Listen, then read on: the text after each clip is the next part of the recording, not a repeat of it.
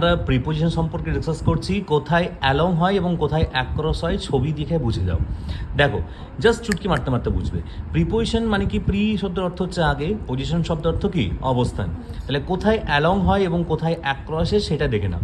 ধরো এটা একটা নদী, তুমি এটাকে রোড হিসাবেও কল্পনা করতে পারো। রোডের আমরা এক প্রান্ত থেকে অপর প্রান্তে যাই, যেখানে জেব্রা ক্রসিং থাকে, ঠিক তেমন নদীতেও এক প্রান্ত থেকে অপর প্রান্তে যাই, তাই না? তাহলে এক প্রান্ত থেকে অপর প্রান্তে যাই আমরা বোটসে করে, বা ধরে রাখো কোনো একটা তোমার স্টিমারে করে তুমি এক প্রান্ত থেকে নদীর অপর প্রান্তে যাই, নদীর এটা জল বা রোডের এটা পিচ, এটা ধরে নিতে পারো। তাহলে নদীর যদি বা কোনো রাস্তায় যদি কোনো মানুষ এক প্রান্ত থেকে অপর প্রান্তে যায় জাস্ট হেঁটে হেঁটে, নদীর এক প্রান্ত থেকে অপর প্রান্ত যদি কেউ যেতে চায় তাকে বোটে করে যেতে হয়।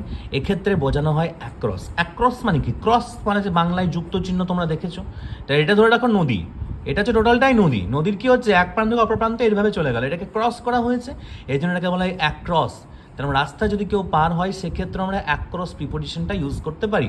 আর অ্যালংটা কোথায় ইউজ করতে হয়, নদী ধরে যদি কেউ লম্বালম্বি সোজাই চলে যায়, যেমন এই লোকটা এখানে বোটে চেপেছে, বোটে চেপে সোজাই নদী ধরে সোজাই লম্বালম্বি চলে গেছে, এটাকে বলা হয় অ্যালং।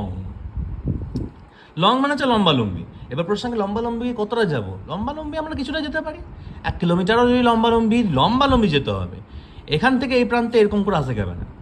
লম্বালম্বি হয়তো এখান থেকে শুরু করলো, ও দূরে আবার অন্য একটা জায়গায় গিয়ে পড়েছে, লেফটে আবার রাইটে গেল, সেটাকে অ্যালং বলা হয়। ওকে, যেমন রাস্তাও যদি কেউ লম্বালম্বি রাস্তায় সোজাই চলে যায়, তাহলে সেক্ষেত্রেও আমরা কিন্তু অ্যালং প্রিপোজিশনটা ইউজ করবো, রাস্তায় লম্বালম্বি সোজাই চলে যাচ্ছে।